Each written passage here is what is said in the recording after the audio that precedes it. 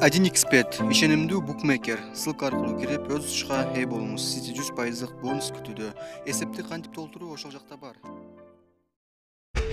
Уран казууга Адаханда каршы болду. Коомчулукта Ысык көлдүн Көк Мойнок айыл аймагындагы кызыл омпол уран кенин иштетүүгө каршы маанай күчөп, жарандык активисттер "Биз Ысык көлдө уран кенин иштетүүгө каршыбыз" деген петицияга онлайн кол чогулта баштаган. Кече жеринде дагы 600 адамдын катышуусунда митинг болду.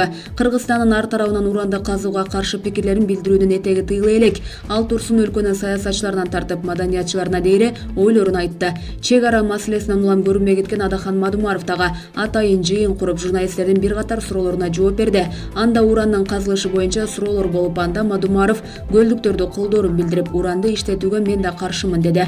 Ысык көлдөгү чыгып жаткан элдин талабына кошулам. Аябай туура чыгып жатат. Бир муун келет. Алар баарын өз шарты менен казып алат. Эми ошол жерде сөз кылып атат. Комиссия түздүк деп.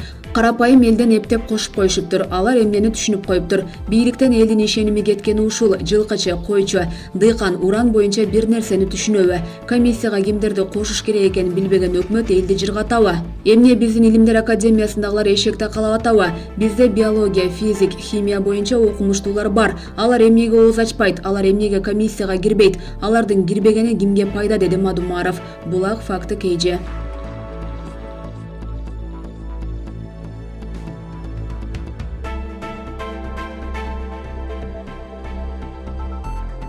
Эми уран боюнча жалгыз эле уран боюнча эмес, бүтүндөй кен байлык боюнча мен макул эмесмин кыймылынын позициясы 5тен белгилүү. Кыргызстан боюнча 7 каттуу талаптын алдында бирөө бар. Ушул кен байлыктардын баарын бизден эстүү, бизден акылдуу муун келиши мүмкүн. Кийин келет, Кудай кааласа.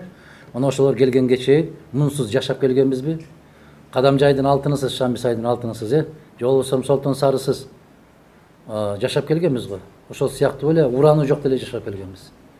Мына Майлуу суу шаарында Союздун мезгилинде ошол уранды алып, ошол Союз күчтүү мезгилдеги калдыктарын аябагандай каттуу бекиткенин карабастан бир жылдар болду, аябай кооптуу болуп, ачылып кетип, анысы жанагы сайга түшүп кетип, ошол сыяктуу бул маселе оор.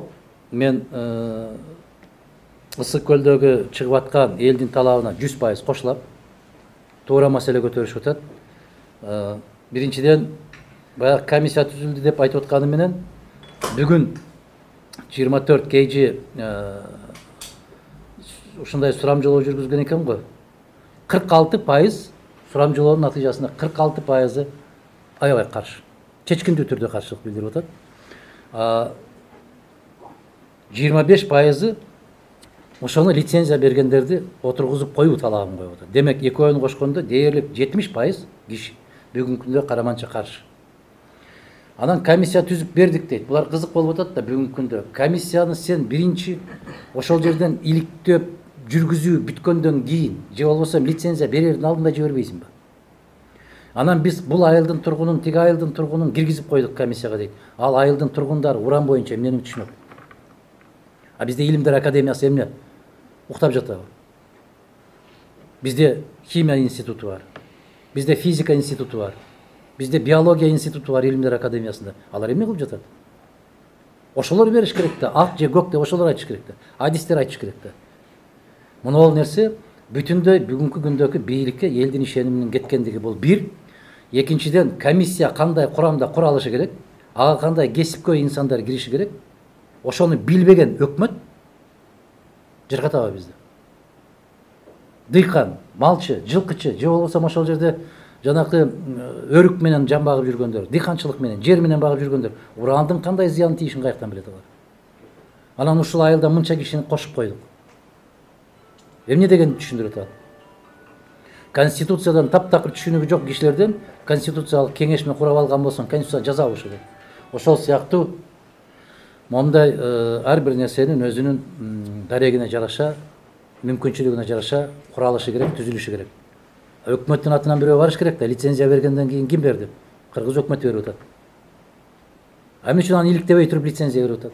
Ошондуктан бүгүнкү күндө балыкчыда же болбосо ошол бүтүндөй Ысык көл областында уран казып алууга каршы чыгып аткандарды мен 100% колдойм, түшүнөм.